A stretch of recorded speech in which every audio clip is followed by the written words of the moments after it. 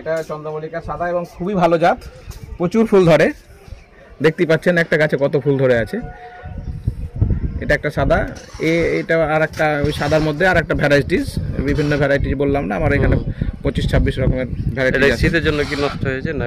এই যে দুদিন যে কুয়াশাটা পড়লো, এই কুয়াশাতে আমার এই ফুলগুলো কিছু একটু নষ্ট হয়ে গেল, নাহলে ফুলগুলো বেশ ভালোই ছিল। আর এটা তো পরে দেখলেন গোলাপি, এটা একটা ভ্যারাইটিস। এটা কি ফুল? এটাও চন্দ্রমল্লিকা, চন্দ্রমল্লিকা ভ্যারাইটিস। এই একটা চন্দ্রমল্লিকা, এর একটা ভ্যারাইটিস। এগুলো এখানে প্রত্যেকটাই আলাদা আলাদা ভ্যারাইটি। এটা দেখুন, এটা একটা ভ্যারাইটিস। এই যে এটা হলুদের মধ্যে একটু লাল কিয়াবা আছে, এটা আলাদা একটা ভ্যারাইটিস। এটা সাদার মধ্যেও দেখুন, ওই সাদা আর এই সাদার মধ্যে একটু পার্থক্য আছে। হ্যাঁ, ফুলটার মাঝখানে একটা হলুদের মতো ভাব আছে। আজকে ফুলগুলোই একটু নষ্ট হয়ে গেছে কুয়াশার জন্য। আর এটা হচ্ছে আপনার এই প্রজাতি স্নোবল, যেটা আমরা বলি এই স্নোবল। এটা স্নোবল চন্দ্রমল্লিকা স্নোবল ভ্যারাইটি। এটা একটা যদি আমি ফুল নিই তাহলে বেশ বড় হয়, তবু আমার অনেকগুলো ফুল নিয়েও এখানে ফুলগুলো বেশ বড়ই হয়েছে, একদম গাঁদার মতো হয়ে যায়, বেশ বড় ফুলগুলো হয়। এটা একই কোয়ালিটি, এই দুটো দেখছি। আর এই যে সাদা, এটা আলাদা একটা কোয়ালিটি। এই সাদাটা আলাদা, দেখুন ওইখানে একটা দেখালাম, আর এইখানে এটা কিন্তু আলাদা। এগুলো ওই স্নোবল টাইপেরই। এটা পিঙ্ক কালারটা, এটা সাদা, এগুলো সবই সাদা। আর এটা দেখেন সাদা স্নোবলের, এটা সাদা, এটা স্নোবলের। এই ফুলটা দেখুন একদম গোল হয়ে গেছে। এটাও স্নোবল। এটা দেখুন একটু গোল্ডেন কালার টাইপের, লালের মধ্যে একটু হালকা নিচটা গোল্ডেন, উপরটা সাদা, মানে দু রকম কালার ফুলটার, উপর দিকে একরকম, নিচের দিকে একরকম। কিন্তু এগুলো দেখুন সবই উপরে সাদা নিচেও সাদা, কিন্তু এটার ভিতরেরটা একটু লালকি টাইপের আর পিছনটা দুটো গোল্ডেন। দেখুন বেশ দারুণ লাগছে ফুলটা দেখতে, তাই না?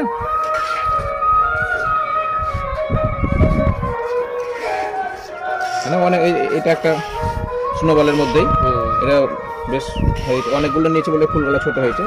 এবং এখানে আমি ওই যেটা বলছিলাম না, যে আমি একটা ফুল নিলে কত বড় হয়, দেখুন এটা আমি এবার একটাই ফুল নিয়েছি এখানে। ওই ফুলটা এখনো ফুটে ওঠেনি, পুরো যখন ফুটে যাবে বেশ বড় হয়ে যাবে, একেবারে পদ্ম ফুলের মতো বড় হবে।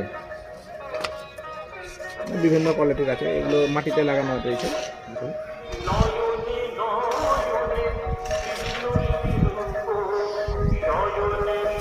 আর এটা তোমার সিম গাছ।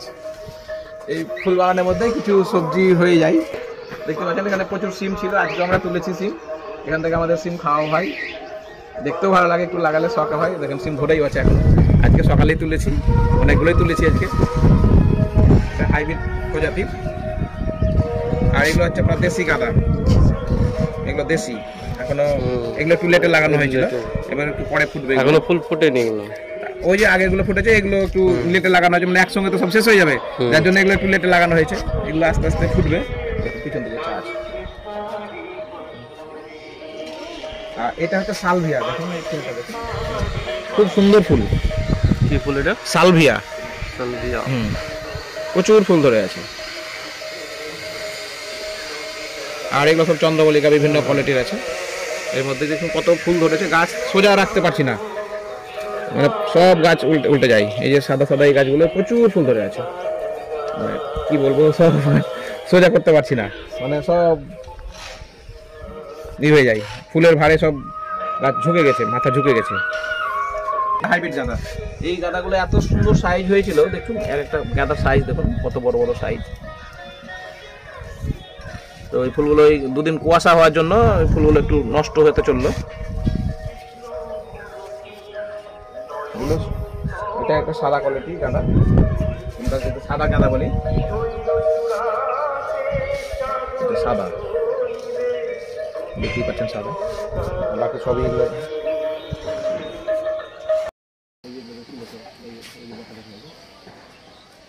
এটা হাইব্রিড গাছ, ওই গাছ হবে নিচ থেকে হতে লাগে।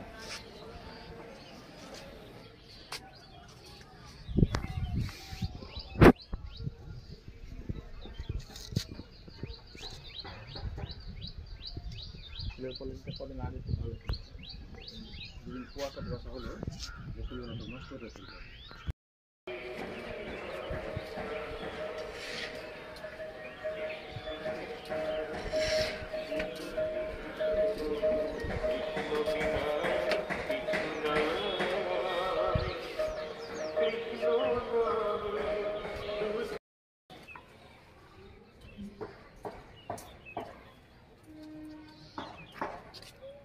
এখানে অ্যালোভেরা গাছ আছে, অ্যালোভেরা জেল ব্যবহার করলে খুবই হয়।